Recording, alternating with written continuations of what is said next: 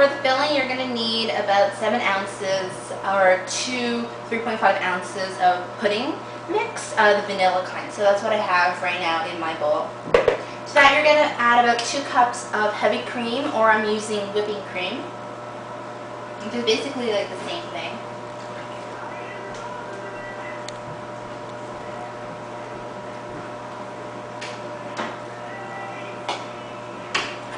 And you're going to start to mix this, or whisk it rather.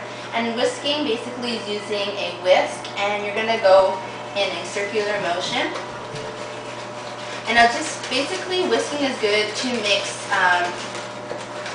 flour, like dry particles with wet ones, because it will break apart the little granules of the drier particles to mix better with the liquid one. At this point, it's now a little bit still liquidy, but you're going to be adding in some milk. And you're going to add in about a cup, but I'm going to add a little bit at a time, about half a cup and then half a cup. It will look watery, but once you put them put it in the fridge, it will thicken just like pudding does. When you make instant pudding, it is liquidy at first, but once you put it into the fridge, it will be thick.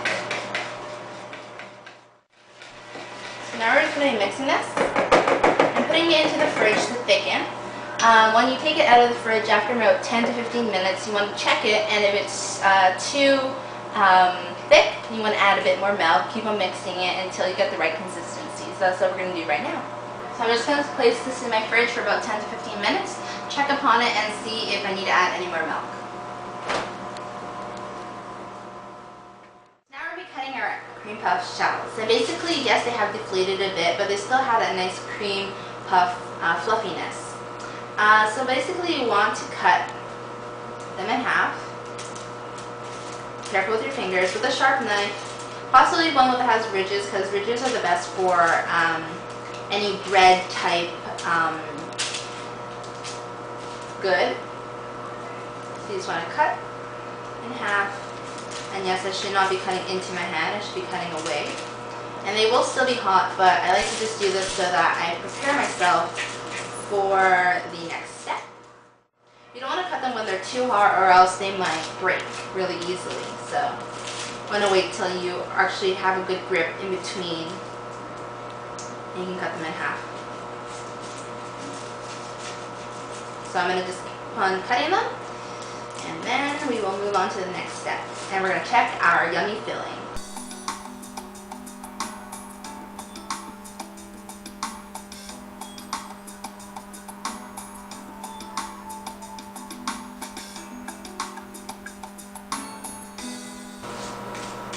The inside of them should be this really nice fluffy texture.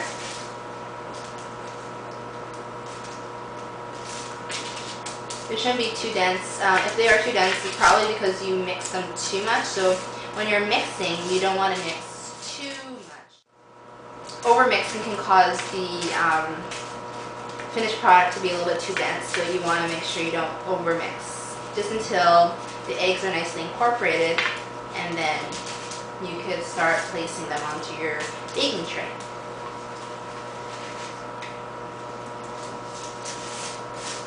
You can either have the option of to leave kind of like a little bit like this.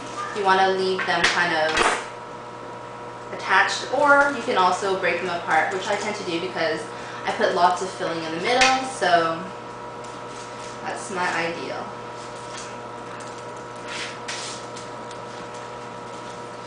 I like to also keep them on the tray just so that I do everything on the tray, on the parchment I mean, so that afterwards I can just throw it out the parchment and I don't have to waste any more dishes. When you do the chocolate and the cream, sometimes it tends to get a little messy, so just putting everything onto the parchment will just make cleanup so much more easy. A good thing to also kind of cut them ahead of time of doing or putting in the filling is so that the inside has time to cool as well, so that when you place your filling, outer part will not kind of melt the inner part. So you want to have nice warm temperature, cool shells to work with. Definitely give them a try. You will not regret it. I can assure you that. So once you're done that, you want to let them cool for another 5 to 10 minutes until the inside is cool, so you can put the filling in. I'm going to be filling in the cream puffs, and I'm going to be showing you what they look like. You don't really need to see me. It's more important to look at the cream puffs. So basically, I'm going to be taking about a tablespoon, a little bit less, depending on how big your cream puffs are, or small they are. So, and you just want to place on top the top. Very simple to do. So let's continue doing that. So again, use one spoon to scoop and then the other to place. And then you just want to take your top and place it.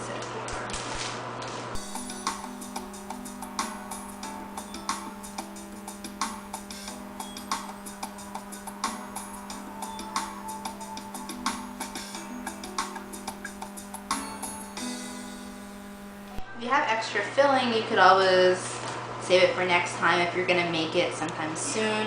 Or if not, you can use it for something else as well. You can use it maybe for like a cake or something else. Or you could always just make half a batch.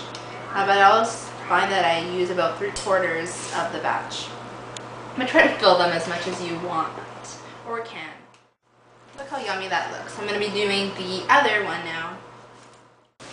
Now it is preferable to use baker's chocolate just because it doesn't dry out as quickly and it dries more smoothly, so you have more time to work with it. And this is from a baking store, and this is where I got it from. You could use chocolate chips if you like, however I find that chocolate chips tend to dry out extremely quickly, and when you're trying to spread it on, like the first one, it gets really clumpy. That's why I like using baker's chocolate. It definitely has a smoother consistency, so that's what I'm using. It basically looks like these circular chips. You want to microwave them for about, depending on how much you have, I'm going to microwave it for about 1 minute and 15 seconds and then check, stir, and if there's still a lot that's not melted, I'll melt it for a little bit longer.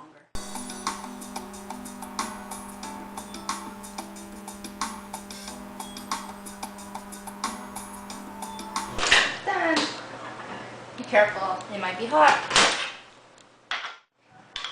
See that it mixed really nicely?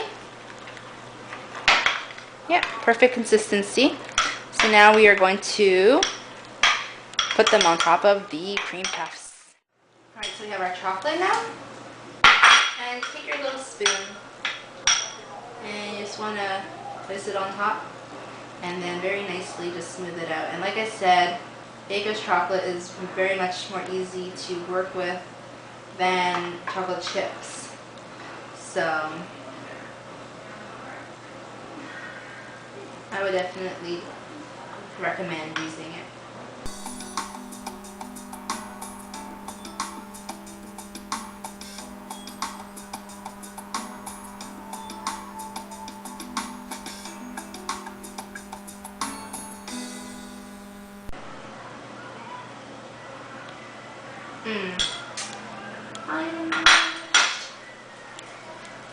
So they look absolutely gorgeous. You want to now just put them in the freezer overnight or for a couple hours just to harden the chocolate and make everything nice and cold, and only take them out when you're ready to serve them and they will be absolutely delicious.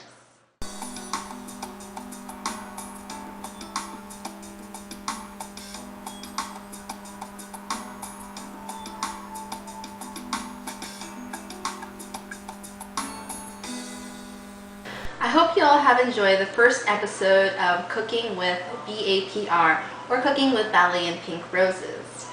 This is my first time making a cooking video, so it may be a bit choppy and kind of sterile and not that entertaining to watch, and I'm sorry about that. I'm going to be editing it, and so it might be a bit choppy and I'm going to definitely try next time to make it a little bit less choppy and a little bit more entertaining, and I know that it's not going to be TV cooking show quality, but I will try my best to make it much more entertaining next time. With that being said, I hope that you were able to follow the instructions clearly enough for this recipe if you'd like to try it. I will as well post the recipe in the sidebar for you guys to copy down if you didn't get all the measurements and all the directions from this video. I hope you all have a wonderful time in the kitchen if you do try to make these. They were absolutely fun to make and absolutely delicious to eat as well. I hope to see you next time on the second episode of Cooking with BAPR. And I will talk to you all very soon. Bye bye everyone. Have a wonderful day.